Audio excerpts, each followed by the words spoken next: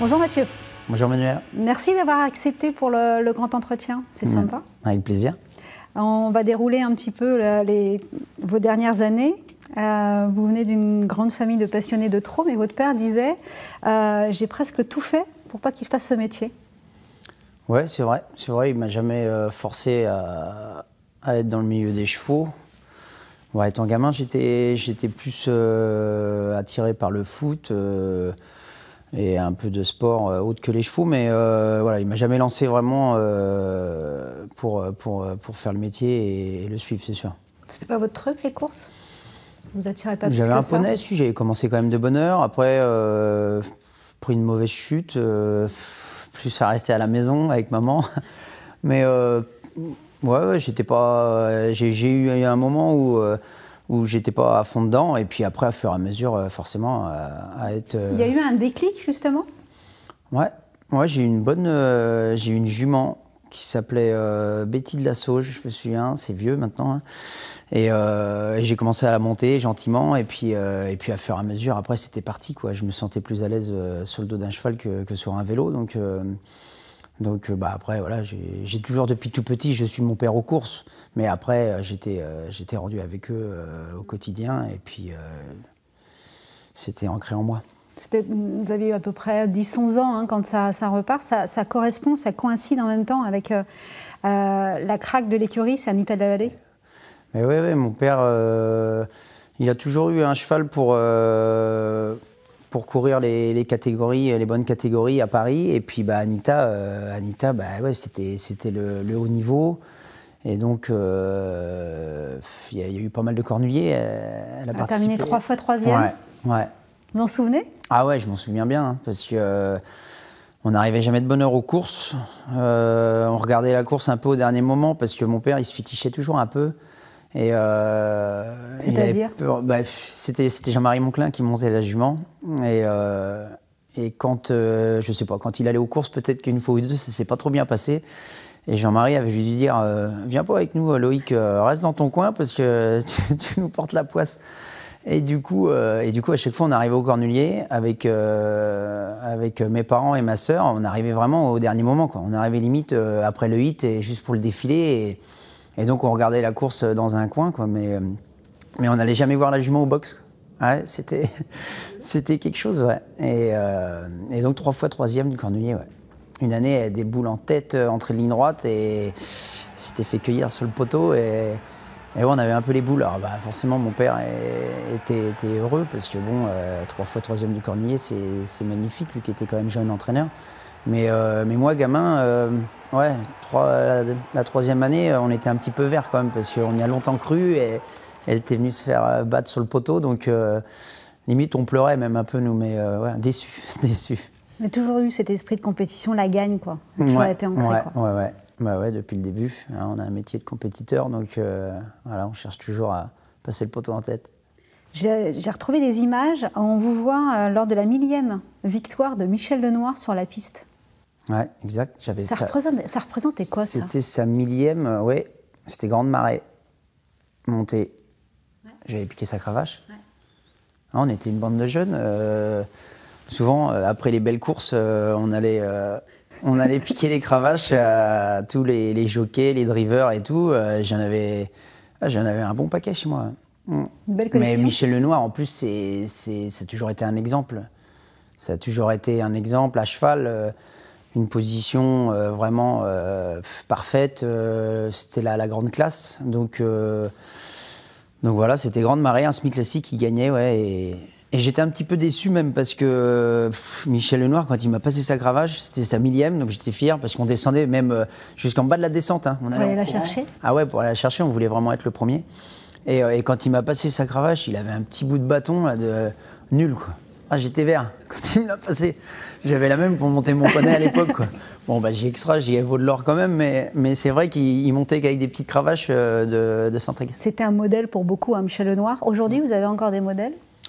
Depuis que j'ai commencé, forcément, il y a toujours des personnes qui sont en haut et qui sont toujours là. Et un homme comme Jean-Pierre Dubois qui a fait beaucoup de bien au monde des courses. Et puis professionnellement, la régularité d'un homme comme Jean-Michel Bazir, forcément.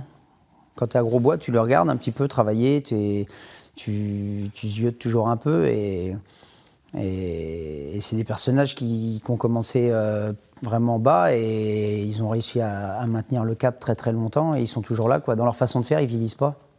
Donc c'est des vrais exemples. À l'école de jockey à Graines, vous étiez quel genre d'élève? Quel genre d'élève? J'étais tout petit déjà. J'ai grandi tardivement. Alors je suivais un petit peu les potes, mais j'ai toujours eu un peu de bagou quand même. Donc, plutôt à l'aise? Ouais. Et après, bon élève, pas toujours concentré, un petit peu à écouter à droite à gauche, mais pas toujours concentré, mais avec de la facilité. Plutôt sage quand même? Oui, sage, ouais. Donc, non, mais une certaine facilité. Mais pas de trop, pas en faire de trop. Voilà, j'ai eu tous mes examens. Bien. Tous ceux que j'ai passés, je les ai eus. Bravo. J'ai fait des grandes études dans les petites écoles. Ça, c'est le genre d'élève où c'est peut mieux faire avec un peu plus de travail. Tout à fait, voilà. Peut participer un peu plus, bavardage, attention, mais voilà, peut mieux faire. Vous avez décidé de rejoindre, vous, ou je ne sais pas, ou vos parents d'ailleurs, hein, de rejoindre Joël Allais. Pourquoi vous n'êtes pas resté au sein de l'écurie familiale? Eh bien, ça s'est fait parce qu'en fin de compte, c'est vrai qu'étant jeune, mon père, justement, il me forçait pas la main pour faire le métier. Donc déjà, l'été, pendant les grandes vacances, j'allais chez mon oncle Laurent, pas mal, avec mes cousins.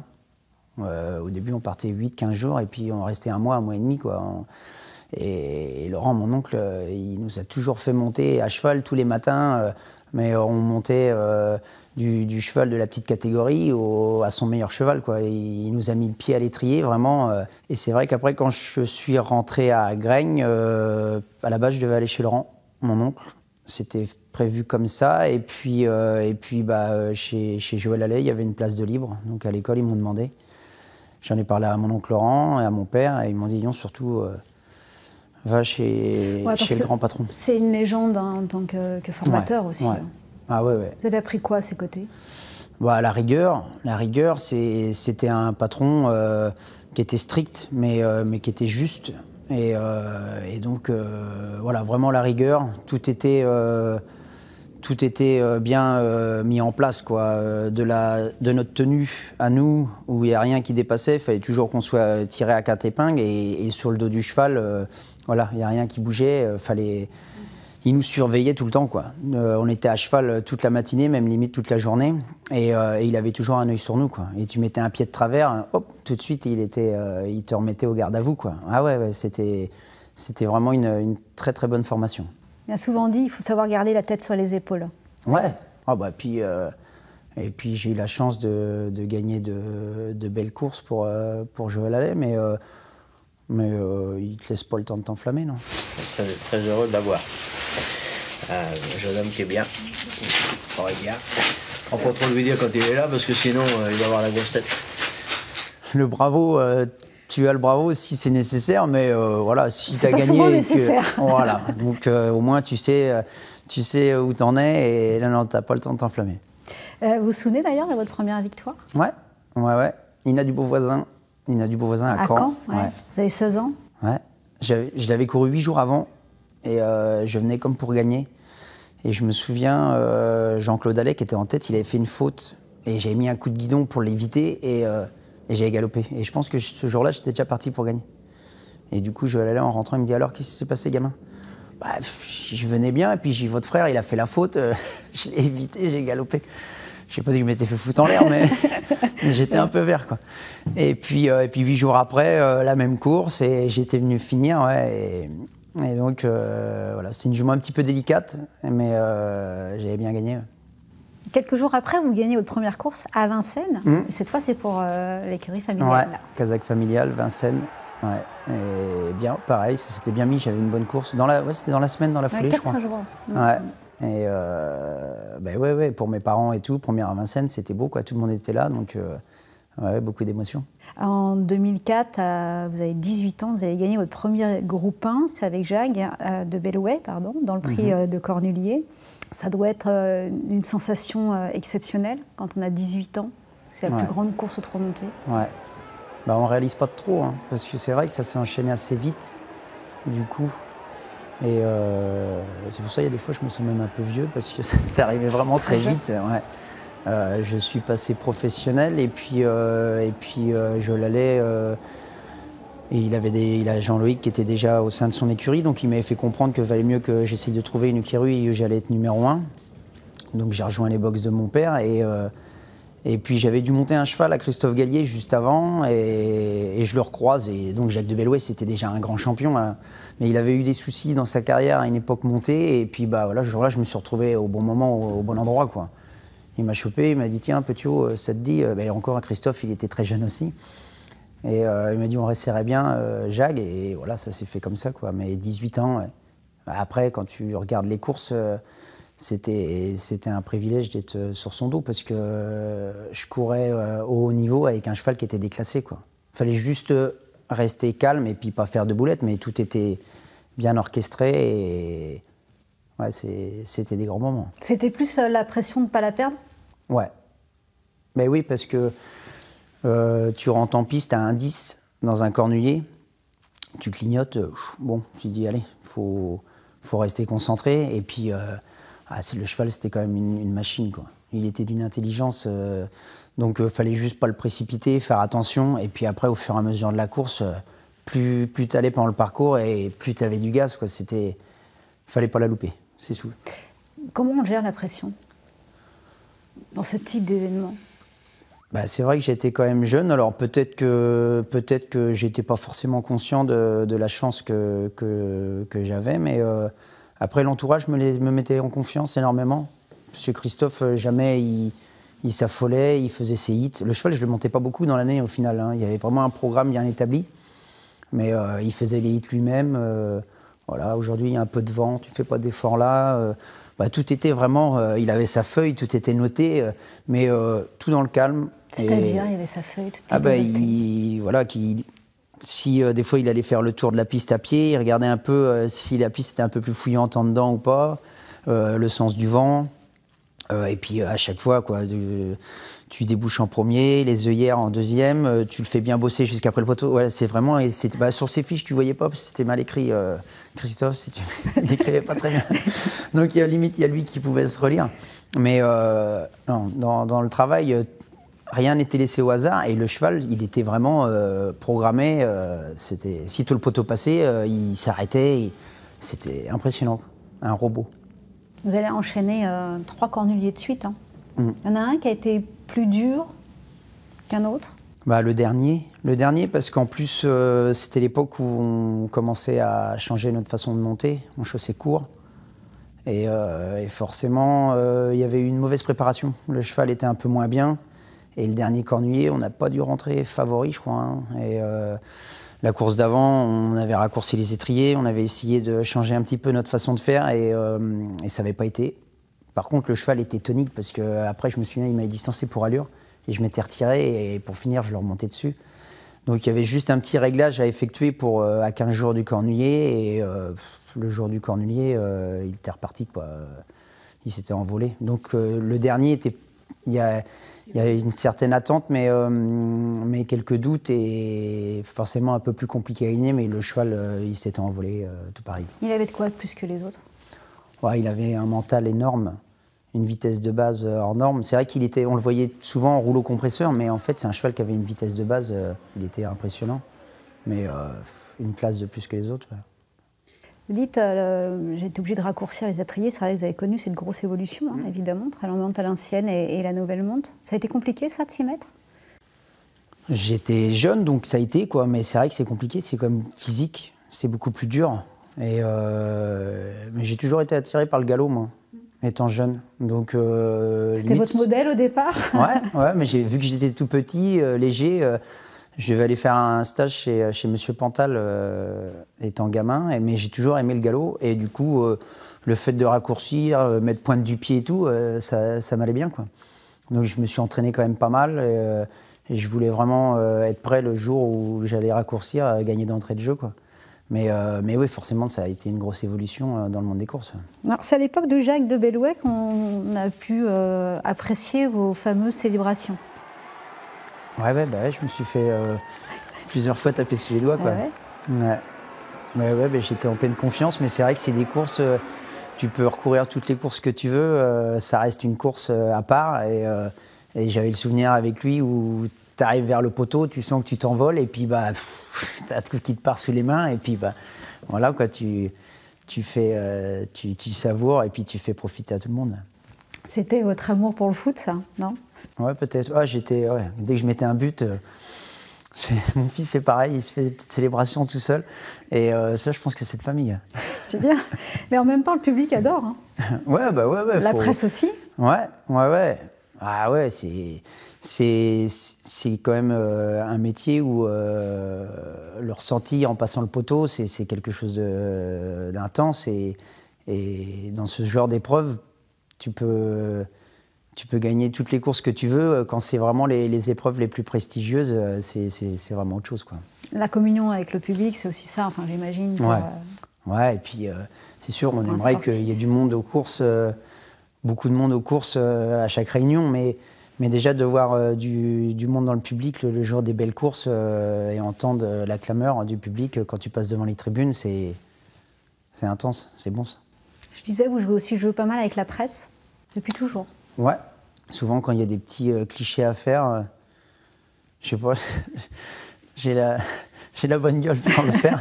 Non, mais j'ai toujours joué le jeu à fond, et puis c'est normal, je pense que c'est important. Et en général, dans vos confrères, quand il y a des petits trucs à faire qui sont un petit peu chiants à demander, souvent on vient frapper à ma porte et puis on essaye de venir me demander, mais c'est toujours avec plaisir. Ouais. J'aime bien ça. On va reprendre la chronologie. En 2008, du coup, vous devenez le meilleur jockey de France. C'est un titre que vous avez pareil remporté 3 fois de suite. C'est vrai que c'est toujours compliqué d'ailleurs quand on est top jockey d'intégrer les top drivers derrière. Il y a toujours un moment de flottement. Ouais, c'est vrai que à la base, de toute façon, j'ai couru essentiellement monté. L'attelage, je m'y intéressais limite pas beaucoup. J'ai mis du temps à gagner ma première course attelée. Mon père, il m'avait passé quelques chocolats et je crois que à chaque fois, c'était une catastrophe au début. Et pourquoi ? Je sais pas, pas dans les bons coups, quoi. Et c'est vrai que monter, tu te faufiles partout. Alors en plus, j'avais plutôt l'étiquette du jockey qui se faufilait et patient. Et puis attelé, forcément, ça coulait pas, quoi. Donc 2-3 coups, mon père, il m'a dit vas-y, envoie un peu, va devant, roule. Et puis après, c'était parti. Mais j'ai mis un petit peu de temps à gagner ma première attelée. Et puis après j'ai eu la chance de tomber sur quelques bons chevaux. Et puis après, c'est parti, quoi. Tu te lances. En 2009, à 24 ans, vous vous associez avec votre père dans l'entraînement. Pourquoi vous avez fait ce choix? C'était jeune, hein, très jeune encore. Ouais, parce que c'est vrai que l'élevage, l'entraînement, l'écurie commençait à se développer de plus en plus. J'ai toujours pris beaucoup de plaisir à travailler le matin avec mon père. Et puis avec mon oncle aussi à l'époque, Yvonique. Et donc, je ne me voyais pas vraiment faire autre chose, quoi. J'avais vraiment envie de développer l'écurie. Et puis, c'est vrai qu'avec ma notoriété, on a eu de plus en plus de clients. Et puis après, c'était la suite logique, quoi. Donc, j'ai commencé tôt, mais je me sentais vraiment prêt. Travailler en famille, comment ça se passe? Comment vous gérez ça avec votre père? Ça s'est toujours bien passé. Ouais. Avec mon père, on s'est toujours vraiment très bien entendu. Mon père a toujours été là pour... il a toujours cherché à améliorer le centre d'entraînement. Il n'a jamais été en retard. Il a toujours essayé de suivre un petit peu, de regarder certaines façons de faire. Mais depuis qu'il s'est installé, il a toujours eu des années très régulières, toujours tombé sur quelques bons chevaux. Et donc moi, quand je me suis associé avec lui... je suis arrivé dans une écurie qui était déjà bien en forme et après on a développé à fur et à mesure, mais non, mon père c'est un vrai exemple. C'est un vrai exemple parce que au quotidien avec lui et encore à l'heure actuelle, on est toujours, quand je suis à la campagne, les 3/4 des lots que je travaille le matin, on les fait tous les deux, quoi. Et rien n'a changé, ça n'a jamais été un frein. Il est toujours à chercher, à améliorer et c'est toujours un réel plaisir. Donc si pour certaines personnes, travailler en famille, c'est compliqué, moi, non, ça a été vraiment un régal. Il vous a tout de suite fait confiance, d'ailleurs. Il disait, on ne peut pas être 36 à commander, donc... Ouais, ben c'est sûr. Quand il y a des choix à faire sur certaines choses, on a toujours partagé ensemble les décisions. Mais quand il y a des choses strictes à mettre en place, Hop, après, quand je suis arrivé, moi, il s'est mis un peu plus en retrait, mais il y a encore pas longtemps, c'était lui le gérant numéro 1. C'était lui qui gérait quand même. Ouais, de toute façon, je l'appelle le patron, moi. Ah ouais? Ouais. Bah, pas en repas de famille, hein, mais dans la cour, j'y voyais ça avec le patron. Vous êtes installé à Brion, c'est ça, dans le Maine-et-Loire?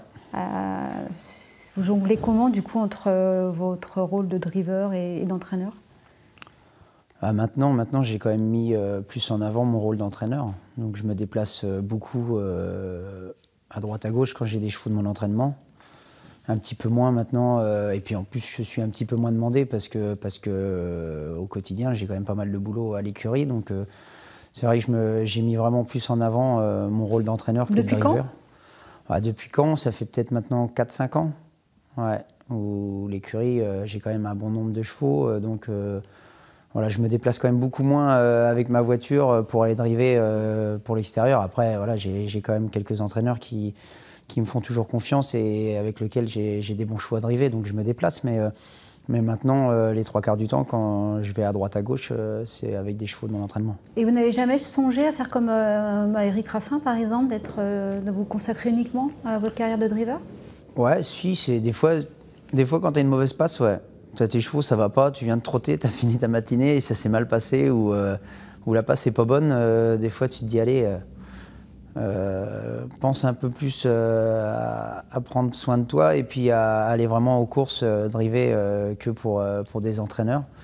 Mais ouais, voilà, quoi. J'ai toujours eu l'instinct d'entraîneur et je me vois pas faire autre chose, quoi. Le matin, j'ai besoin d'y être et puis préparer mes chevaux. Et voilà, depuis le début, ça a toujours été comme ça. Et non, je me vois pas changer maintenant. Il y a une des deux professions préférées? Ouais, j'aime quand même bien entraîner mes chevaux pour les faire gagner l'après-midi. Ça me plaît beaucoup, quoi. Qu'est-ce qui vous plaît le plus, là, de trouver l'engagement, le mettre au point, le dénicher? C'est quoi, en fait? Ouais, c'est ça. C'est feuilleter comme il faut le programme de ton cheval, trouver le bon engagement et puis le préparer physiquement au top pour le jour J, parce que c'est du boulot quand même. C'est des vrais athlètes à mettre en place. Donc derrière, il y a un vrai boulot. Ça se fait pas tout seul non plus. Il faut avoir une bonne équipe. Mais voilà, c'est partir du point zéro et puis aller crescendo et puis aller gagner à Vincennes. C'est là où c'est le Graal. D'ailleurs, vos mentors, c'est Jean-Pierre Dubois et Jean-Michel Bazir. Voilà. Ouais, c'est les deux qui ont créé aussi bah ouais.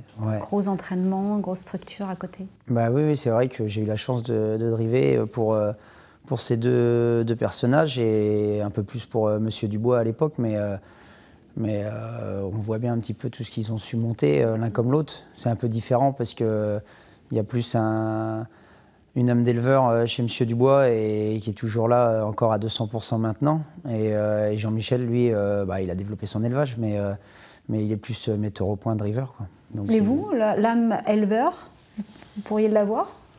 Ouais, j'aime bien ça. J'ai quelque part des talons. C'est mon père qui s'en occupe plus. Donc on a quelques poulinières et tout, l'élevage de Brion. Et je m'en occupe pas perso. C'est trop de boulot. Mais après, quand il y a les croisements à faire et tout, je m'y intéresse, ouais, forcément. Mais c'est important après de se faire développer tout ça pour avoir toujours un roulement de chevaux, parce qu'on ne sait jamais comment ça peut se passer, quoi. Du jour au lendemain, tu n'as plus de propriétaire, tu n'as personne qui te suit.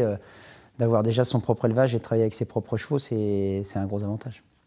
On a bien compris que vos journées étaient bien remplies. Comment vous trouvez l'équilibre avec votre famille? Ouais, j'arrive à bien organiser mes semaines, mes journées. Et puis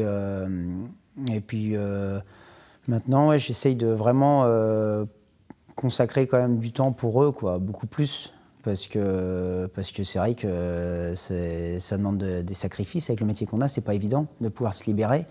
Mais là, maintenant, de plus en plus, et donc il y a des réunions, des fois je dis stop, quoi, j'y vais pas, je refuse parce que je sais que j'ai des choses à faire avec mes enfants. Donc mon rôle de père est devenu vraiment plus important, et donc c'était à moi de bien organiser mes journées. Et c'est pour ça, par rapport à l'effectif et l'entraînement que j'ai, avoir une équipe avec soi solide, c'est important, et ça me permet de passer du temps avec eux. Donc Voilà, maintenant, je me suis vraiment fixé certains objectifs et passé un maximum de temps avec eux. Oui, vous êtes papa de 2 enfants, Chloé et Hugo. Donc, quel âge là maintenant? Chloé va avoir 14 ans bientôt et Hugo, il vient de prendre 9 ans. Donc ça grandit. Et vous êtes quel genre de papa? Je suis quel genre de papa? Je suis un petit peu... quand je suis avec eux, il y a des fois, je suis un peu leur grand frère, limite, plus que le papa, moi. Hein, donc, non, j'essaye quand même d'être un papa assez exigeant, mais je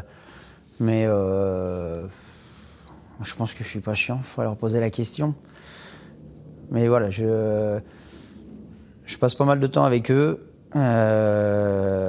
Chose, voilà, comme je disais, c'est pas évident parce que même moi, si j'ai eu une très belle enfance, j'avais pas trop souvenir que mon père, à l'époque, il venait nous chercher à l'école ou nous emmenait, et puis parce qu'il était vraiment dans son rôle à 200%.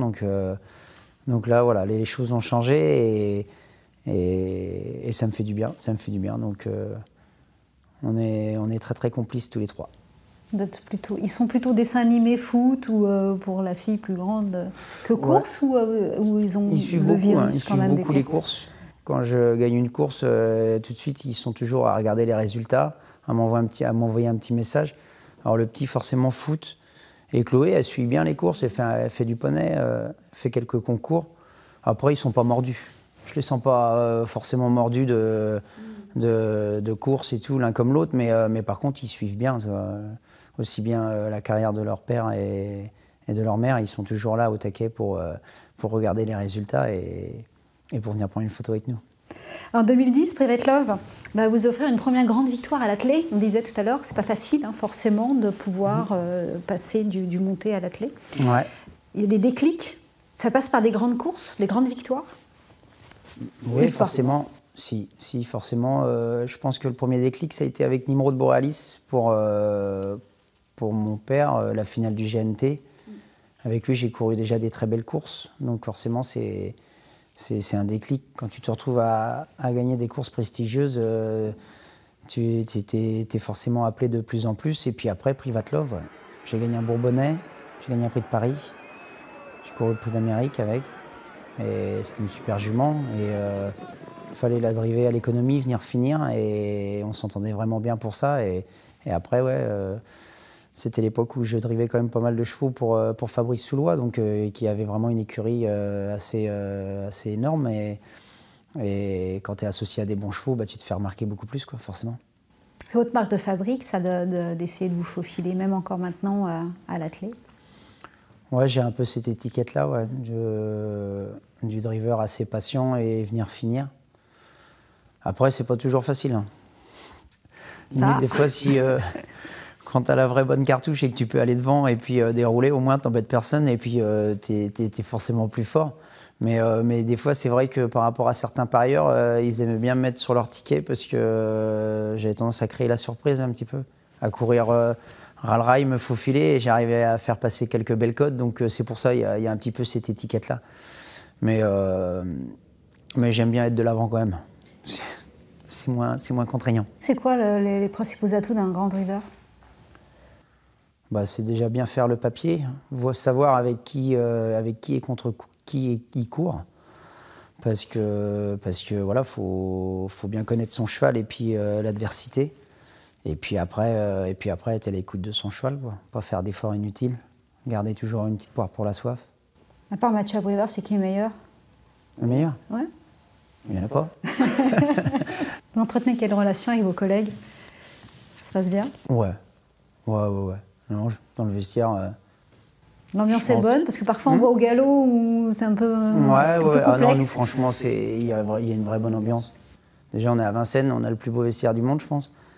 Et puis non, voilà, forcément, en course, ça arrive des fois qu'on se gêne les uns les autres, mais on en parle et c'est fini, quoi. C'est aussi un métier de compétition. Donc voilà, au départ de la course, c'est fini, il n'y a plus de copains, donc forcément, des fois, il y a quelques tensions. Et puis on en parle et c'est terminé, mais non, entre nous, il y a une vraie bonne ambiance. C'est agréable, très agréable. Je parlais du galop, vous avez beaucoup de connexions encore aujourd'hui avec le galop. Hein. D'ailleurs, Thomas Borin a copropriétaire chez vous. J'ai vu que vous aviez aussi des bouts de chevaux d'obstacles, essentiellement, des parts de chevaux d'obstacles. J'en ai plus là tout de suite. Vous n'en avez plus là? Ouais. Non. Ouais. Mais non, mais oui, j'aime beaucoup. Je regarde toutes les disciplines, toutes les belles courses et tout. Je suis à l'affût.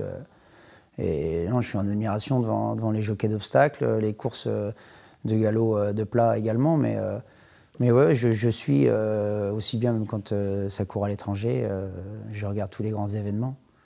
Et donc, bah ouais, dernièrement, Thomas, ouais, quand il a gagné la Jousselin, ouais, c'était... Ah, j'étais ému, j'étais vraiment content pour lui. Donc, parce que c'est toute une histoire. Quand je commençais à regarder les belles courses d'obstacles, c'était Al Capone, c'était Jean-Yves Borin, donc c'est souvenirs. Son père. Voilà, son père, donc qui gagne cette course-là. C'était juste avant que je rentre en piste, avant une belle course également. Donc, j'étais ému. C'était vraiment touchant. En 2013, justement, vous allez avoir un très grave accident. C'était à Chartres. Tout aurait pu s'arrêter, d'ailleurs, ce jour-là. C'était le 27 mai 2013. On ne prend pas conscience de ce qui se passe. Non, je rentrais de l'Elite Lopp. La veille, j'étais en Suède. Et puis, ben voilà, c'est un métier à risque. Hein. Ça arrivait très vite. C'était au moment de l'échauffement. Et puis, une jument délicate. Et puis, ouais, elle m'est retombée dessus. Donc, des fois, tu as des petits pets. Tu te rends compte, tu dis, ah, ça va aller, quoi, c'est pas grand-chose. Là, j'ai tout de suite senti que ça allait pas aller, que j'allais pas me remettre debout. Et puis, en plus, on était à 15 jours de la belle réunion du président de la République, quoi. Donc... Vous y pensez à ça au moment de la chute, vous pensez à ça? Quand j'étais par terre, je sentais que la réunion de mi-juin, j'allais pas y assister. Ouais. Donc j'avais bien senti que c'était quand même assez grave, l'histoire. Donc vous êtes victime de 5 fractures au niveau du bassin, la jambe qui est déboîtée. Vous allez devoir après être réopéré. C'est quoi, 1 an et demi après? Ouais. Vous avez dû traverser une période extrêmement compliquée. Ouais. Bah ouais, forcément, tu te retrouves du jour au lendemain à courir partout, à être d'un hipporome à l'autre, à te retrouver bloqué dans un lit, à prendre ton mal en patience et puis à pas savoir en fait si tu vas reposer le pied par terre. Donc là, tu as le temps de cogiter, quoi. Donc c'est vrai que c'est des mauvais moments. Ça reste un métier à risque, c'est sûr. Mais voilà, c'est des moments où l'odeur de l'hôpital, j'ai pas envie de la retrouver, quoi. C'est sûr. Vous avez douté? Vous avez dit ma carrière peut se finir là? Ouais, parce que j'étais quand même relativement jeune. Et puis en plus, j'étais, je pense, à un moment de ma carrière au top, quoi. Je restais sur des très belles années et puis des bons chevaux.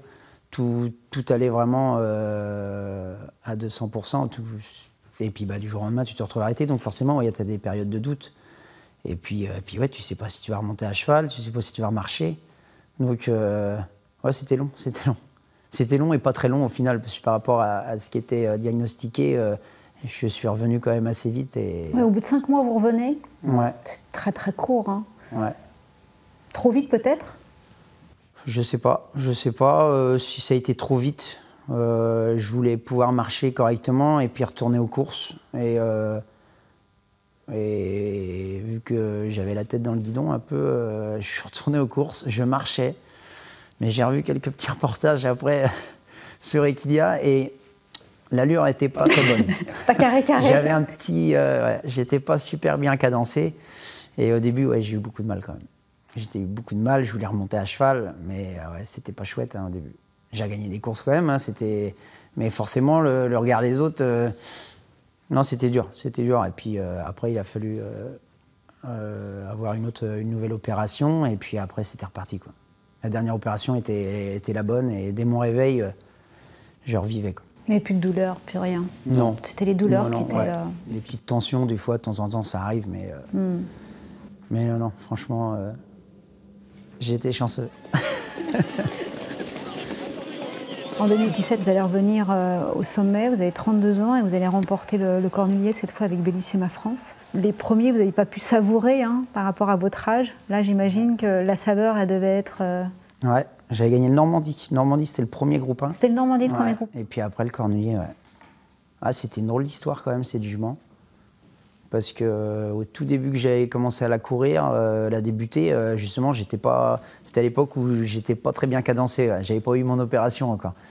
Et après, ça a fait que de monter en puissance et elle a gagné le Normandie. Après, elle a tout gagné. Elle est arrivée, je sais pas, elle s'est déclenchée dans son année de 5 ans.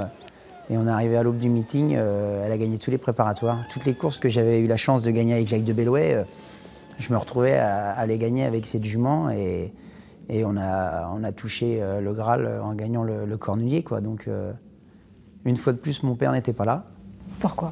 Comment ça, une fois de plus, mon père était là? Pourtant, je lui avais pas mis, voilà, je lui avais pas mis la pression. C'est pareil qu'à l'époque d'Anita, pas le droit de venir. Pas venu. Bah, Anita, il venait au dernier moment, mais là, il était pas là. Donc, mais voilà, je pense que c'est la plus belle victoire dans le Cornulier pour moi, parce que voilà, entraîneur, kazakh familial, avec cette jument merveilleuse, on s'entendait vraiment bien. Il fallait la monter finement. Mais j'ai pris vraiment beaucoup de plaisir, quoi. Je me suis retrouvé des fois à regarder les vidéos de ces dernières victoires ouais, quand tu fais le métier de jockey monté, tu te retrouves à monter des juments comme ça, que tu entraînes et qui portent ta casaque, c'est vraiment des très très grands moments. Alors même s'il n'était pas là, votre père, le clan Abrivard, a dû quand même vivre un grand moment là. Ah ouais, ouais. Ah ouais, non, c'est chouette. Bah, après, il a pris la voiture et il est revenu nous rejoindre à Paris, quand même. Voilà, c'est obligé, obligé. Mais là, on a savouré, on a eu la chance de vivre ce moment-là tous ensemble, donc c'est des vrais grands moments. Donnez cette tablette avec un petit message. Fier pour ta grande réussite professionnelle. Tu nous as fait vivre des moments de grande joie et aussi des pleurs. Hein, mais ça, c'est le métier. N'oublie pas que tu as le soutien de ceux qui t'aiment. Oui, Mathieu, c'est super ce que tu as fait. Et puis, bon, de toute façon, comme tu es un passionné, tu passes sur beaucoup de choses. Tu mets le nom Abrivard en haut de l'affiche depuis des années. Pour ça, on en est très fiers. Oh, ça va, mon frère? Je suis un privilégié, je te connais depuis que t'as 11 ans. Non, on est souvent au quotidien tous ensemble. Et puis voilà, je t'embrasse fort et puis faut que ça dure. Maintenant, il faut aller viser un petit sucre d'or. Il dit souvent ma force, c'est ma famille. Ouais. Ah ouais. Non, on est soudés. Hein. On est assez soudés. Ouais. On s'entend vraiment tous bien. Voilà. Et puis bah ouais, le petit dernier à la fin, lui, quand tu le vois et que tu l'écoutes parler, bah, tu as du mal à pas avoir le sourire parce que oui, on est en 11 ans d'écart. Il est arrivé tardivement. Il a commencé le métier assez tardivement aussi. Mais alors moi, pour le coup, qui suis quand même quelqu'un d'assez jovial, lui, voilà, si ça va pas, tu sais qu'il va te remonter le moral. Donc voilà, au début. Mais après, en finissant par Jean-Étienne, à la limite, voilà, j'ai eu le temps de revenir à moi. Comme ça, c'est bien. Mais ouais, je suis. Ils sont touchants. Hein. Ouais, beaucoup. On va revenir à votre carrière avec le souhait, je ne sais pas d'ailleurs si c'est un souhait, vous avez raccroché vos bottes en 2022 avec Bayakeno dans l'Île-de-France, vous êtes 3e. C'était mûrement réfléchi, c'était un souhait? Ouais, ça faisait déjà un petit moment que je me posais la question. Et c'est vrai que l'année d'avant, quand j'avais gagné le Cornulier, j'avais pas grand-chose avant le coup pour courir à la belle. Et puis Junior, il savait pas trop s'il allait... Junior, c'est Junior Guelpa. Junior Guelpa, ouais. Dans la belle course. Et après, il m'a dit, tiens, je pense que je tente. Il me dit, est-ce que tu as quelque chose? J'ai dit, si tu décides de la courir, je monte ta jument, je prends... je pense que le coup est amusant, je prends rien d'autre. Et puis après, à fur et à mesure, ouais, c'était l'hiver où je n'avais pas grand-chose à monter vraiment d'intéressant. Et puis ça reste physique, hein, monter à cheval. Alors quand tu montes de moins en moins de bonnes chances, tu as moins envie forcément. Et donc j'avais dit, tiens, je cours le Cornulier, je gagne et j'arrête. Et puis bah, voilà, dans le vestiaire, j'avais tendance à le dire un petit peu, quoi. Le malin? Ouais, je faisais le malin, quoi. Et puis bah, couru la course, gagné. Donc peut-être que j'aurais dû m'arrêter là-dessus, je sais pas, mais bon, forcément, tu gagnes la belle, ça te donne envie de continuer un petit peu. Et puis bah, mes enfants n'étaient pas prêts non plus à ce que j'arrête, quoi. Donc j'ai continué une année de plus. Et puis, entre-temps, j'ai eu un accident. Je suis tombé à Vincennes et je me suis fait du mal au genou. Et après, j'étais moins bien. J'ai eu beaucoup de... Je suis revenu assez vite, c'était en plein meeting d'hiver. C'était peu de temps avant le Prix d'Amérique. Ouais. Et du coup, j'ai été en rééducation à Bordeaux. Et c'était assez dur, quoi, pour revenir pour le cornulier, en fait. Et donc ça a été, au début, j'avais pas trop de douleur, mais mon genou, il avait du mal à me suivre. Donc c'est un petit peu suite à ça aussi que j'ai préféré mettre un terme à ma carrière. Alors vous allez arrêter le trot monté avec un palmarès impressionnant. Hein. Il y a 835 victoires, 3 étriers d'or, 5 cornuliers. De quoi êtes-vous le plus fier?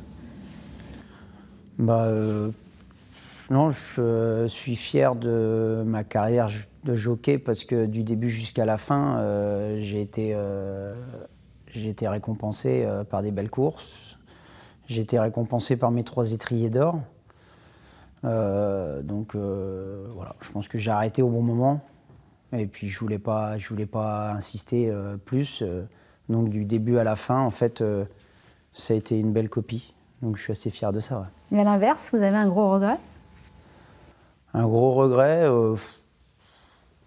non, faut pas avoir de regret. Avec Vivid Wysas, vous avez vécu également de très très grands moments dans votre carrière. Vous étiez à New York d'ailleurs, l'International Trot. À New York, l'Atlantique, le René Ballière, le Grand Critérium de vitesse de la Côte d'Azur, le Prix de France. Eh bien ouais, pareil là. Je me suis retrouvé au bon endroit au bon moment, peut-être. Ça fait partie des grandes personnes que j'ai croisées dans ma carrière. Monsieur Soma, qui m'a confié son grand champion. Il restait que sur des belles perfs. Hein. Et puis lui, un petit peu à l'image de Jacques de Bellouet, Vivid, c'était un cheval hors norme mentalement. On a voyagé partout. Vivid Wysas centropista, Vivid Wysas con un parziale strepitoso, vince una corsa pazzesca. On allait dans des endroits que je découvrais comme lui, mais t'étais en pleine confiance, quoi. J'étais vraiment admiratif de mon cheval parce que un mental à toute épreuve depuis son plus jeune âge, et là il vient de finir sa carrière en gagnant un dernier groupe 1. Donc lui, il te mettait vraiment en confiance. Jamais de pression. Et puis, une machine, quoi. Donc, ouais. J'ai gagné mes plus belles victoires au final avec lui. Donc, il faut réussir à en retrouver un. Mais voilà, c'est avoir croisé sa route, j'en suis fier. Vous disiez, il a gagné un dernier groupe 1, c'était à Florence. Le coup d'avant, vous l'aviez drivé pour la dernière fois, en octobre à Vincennes. Vous étiez drôlement ému. Hein. Ouais. Ouais. Oui, parce que tu penses à tout ce qu'il t'a apporté. Et puis dans une carrière de driver, c'est pas amené à tout le monde d'être associé à de tels champions. Donc voilà, quand tu regardes en arrière, il y a eu des vrais grands moments. Mais c'est sûr que si c'était un humain, un être humain, ça serait un drôle de mec. Ouais. Ouais, parce qu'il te mettait vraiment en pleine confiance et quand tu étais assis derrière lui, il ne pouvait rien t'arriver. Vous étiez associé à lui uniquement pendant la compétition. On a quand même le temps de s'attacher comme ça à un cheval? Ouais, parce qu'il a, dans l'écurie d'Alessandro Gocciadoro, il l'appelle le président. C'est son surnom, parce que c'est un cheval, quand il rentrait en piste, il avait toujours un temps d'arrêt et puis il regardait toujours un peu, voilà. J'arrive. Collègue rentrait en piste, moi j'arrive. Enfin, il était toujours au-dessus des autres. Quoi, vraiment. Ouais. Et puis il avait quand même une carrure, une vraie prestance. Donc oui, forcément, tu t'y attaches, quoi. Il y a un autre cheval que vous auriez aimé driver? J'en ai plein des champions que j'ai suivis depuis le début. J'étais admiratif du petit champion de Jules Lepentier, général du Pommeau. C'était une vraie mitraillette. J'ai vu des reportages qui avaient été faits à la plage et tout, la vitesse qu'il allait. Ouais. Il n'était pas grand. Il touchait pas terre, on a l'impression qu'il touche pas terre. Ah ouais, donc ça c'est des chevaux à driver. Dans les belles courses, tu prends du plaisir parce que tu n'es jamais en difficulté. Mais ouais, il y en a plein. Voilà. J'ai croisé la route de Vivid Wysas et Jacques de Bellouet. C'est une grande fierté, c'est une chance. Et en tant qu'entraîneur, vous avez une méthode particulière du coup? Une philosophie d'ailleurs, parce que adapter, je trouve que vous transposez beaucoup le langage humain aux chevaux. Ouais. Bah oui, c'est important hein, d'être à l'écoute de ces chevaux tout le temps. Quand des fois j'ai des nouveaux pensionnaires, je pars d'une copie blanche et j'essaye de voir un peu comment c'est sa façon d'être et d'être beaucoup à l'écoute. Ouais. D'ailleurs, c'est ce que m'avait dit mon père quand j'étais arrivé chez Joël Allais. Il m'a dit tu fermes ta bouche, tu ouvres grand tes yeux et tes oreilles et c'est là que tu vas apprendre le mieux. Et avec les chevaux, bah, c'est pareil, il faut savoir les écouter et puis voilà. C'est vraiment un métier d'observation. Ouais, beaucoup, beaucoup. Vous avez réalisé un véritable exploit le 30 juillet 2023 à Royan. Ouais. Vous avez remporté 7 victoires dans une seule réunion. C'est du jamais vu en France, hein, aussi bien au galop qu'au trot d'ailleurs. Comment vous avez vécu cette journée? Bah, c'était une journée assez impressionnante quand même. Parce que la première course que je cours à la base, c'était une bonne chance et je suis distancé. Parce qu'il y a 8 courses dans la réunion. Ouais, il y a 8 courses dans la réunion. Et là, bah, c'était un jeune cheval qui débutait à moi. Et j'étais quand même assez chaud et distancé.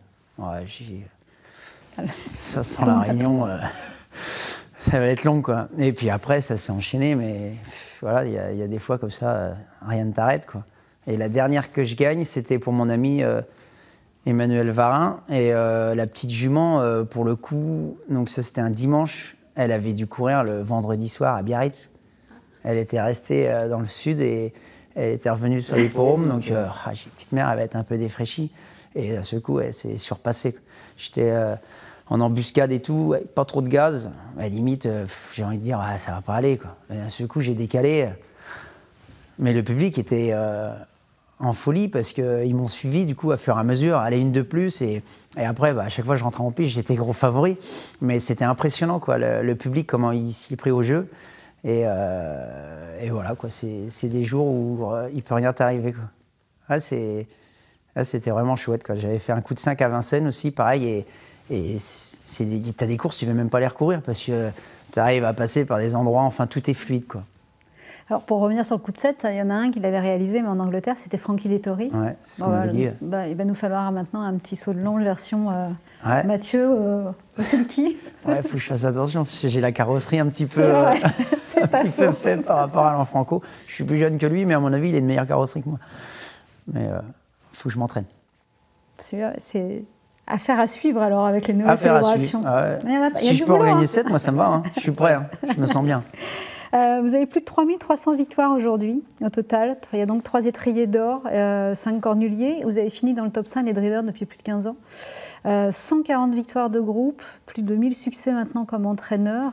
Quand on met tout ça bout à bout, est-ce que ça vous inspire? C'est une fierté, forcément. Parce que maintenant, c'est vrai qu'on court beaucoup plus de courses qu'auparavant. Donc, par rapport à certaines personnes que j'ai pu admirer quand j'étais jeune, le palmarès qu'ils ont eu, et là, le palmarès qu'on peut ressortir, c'est vrai que maintenant, on court quand même beaucoup plus de courses qu'à l'époque. Mais Cornulier, il n'y en a qu'un. Ouais. Non, le cornulier, je sais pas. Depuis tout minot, je vois encore les vidéos de mon oncle Laurent gagner avec Voici du Niel. Il n'en revenait pas, il se mettait des coups sur la tête parce qu'après le poteau, il se demandait s'il n'avait pas rêvé. Après, il y avait Anita de la Vallée qui était dans le cours. Enfin, je sais pas, c'est une course peut-être qui m'a toujours suivi depuis gamin et puis dans lequel ça s'est toujours bien mis, quoi. Donc voilà, le coup de 5 du cornulier, c'est... C'est quoi maintenant la course que vous rêvez de gagner? Comme je pense tout driver, quoi. Essayer de claquer un prix d'Amérique. Mais comme s'il n'y en a qu'un par an, et c'est une vraie course. C'est une vraie course. C'est la seule course où, dans les aires de départ, il n'y en a pas un qui cause, quoi. C'est une vraie tension. Donc, il faut que tout soit bien réuni. Il faut avoir le cheval. Même quand tu as le cheval, il faut que ça se passe bien. Mais voilà, j'ai été gagner mon petit prix d'Amérique, moi, en Amérique, directement, avec mon crack, avec Vivid. Vivid Oazaes qui va sans doute s'imposer dans cet international trop. Vivid Oazaes et Mathieu Abrivard. C'était pas la même ambiance, par contre. Il n'y avait pas grand monde dans les tribunes, donc c'est ça qui est un petit peu embêtant. Tous ceux qui étaient dans le public, je les connaissais, quoi. Ils étaient dans le bus avec moi. Donc voilà, après, ça reste une course prestigieuse, donc ça n'enlève rien.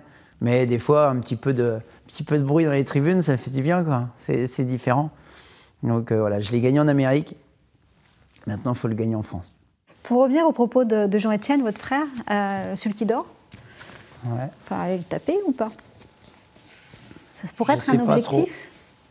Moi, je pense que si je commence à vouloir avoir ça comme objectif, du coup, je suis obligé de délaisser un petit peu le côté entraînement. Et si je veux gagner des courses pour mon entraînement, il faut que je sois dans ma cour et avec mon staff. Donc, c'est deux choses différentes. Et non, je l'ai plus en tête, celui qui dort. Et en tant qu'entraîneur, c'est quoi vos objectifs? C'est essayer de trouver la petite pépite pour gagner les belles courses, forcément, faire des années régulières. Depuis le début, on essaye de faire des... Mon père a toujours eu des années très régulières. Et nous, on était montés un peu en gamme, déjà en gamme de chevaux. Et pareil, on essaye de faire pas trop de vagues et tout, parce que c'est un métier délicat et des fois, ça arrive vite. Donc, faire attention à tout ça. Mais si on peut se retrouver quelques petites pépites... du joueur Jacques de Bellouet vite. Comme ça. Voilà, quoi, vite fait. Mais non, ouais, qu'on vibre côté entraînement dans les très belles. D'ailleurs, vous avez maintenant, je le disais tout à l'heure, plus de 1000 succès comme entraîneur. Vous avez passé ce cap en 2022. C'est quand même de magnifiques caps. Hein. Même s'il y a plus de courses, c'est quand même des caps. Mon père en est pas loin, je crois. Il avait 900... il est pas loin des 1000. À te passer devant. Ben ouais, mais je lui avais dit, vu qu'on était quand même associés tous les deux, je lui avais demandé, j'ai dit, peut-être qu'il faut remettre les chevaux sous ton entraînement. Et puis, pour le cap des 1000 ça, ben voilà, c'était... Il m'a dit, on change rien, ça va bien. Il n'y a pas superstitieux. Touche à rien, c'est pas grave. Donc, du coup, on ne l'a pas fait. Alors, si vous n'avez pas été dans le métier, vous auriez fait quoi? Moi, si j'avais pas été dans le métier... Ça, c'est une question que je me pose quand même assez régulièrement des fois. Bah ouais, des fois, tu sais pas comment les choses vont évoluer, tu sais pas... et des fois, tu dis si ça va plus... voilà, quand tu te retrouves en vrac, tu sais pas si tu vas remonter à cheval, donc une reconversion. Et je l'ai toujours pas trouvé, en fait.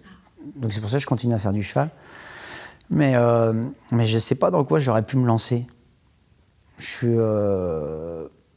Bon, le foot, voilà, maintenant je suis trop vieux, puis j'étais pas assez bon, moi. J'aimais bien jouer au foot, mais j'étais pas un champion, moi. Voilà. Donc voilà, ça c'était bâclé. Et puis maintenant, oui, je sais pas. Sur Equidia, vous cherchez pas sur Equidia, il n'y a pas une petite place. Voilà, on va essayer de trouver une petite place. Parfait. Je souhaite plein de belles choses. Merci beaucoup, Mathieu. Merci à vous. Plein de belles choses pour la suite. Et puis, bonne route. Hein. Merci, j'ai pris du plaisir. Plaisir partagé. Merci, Mathieu.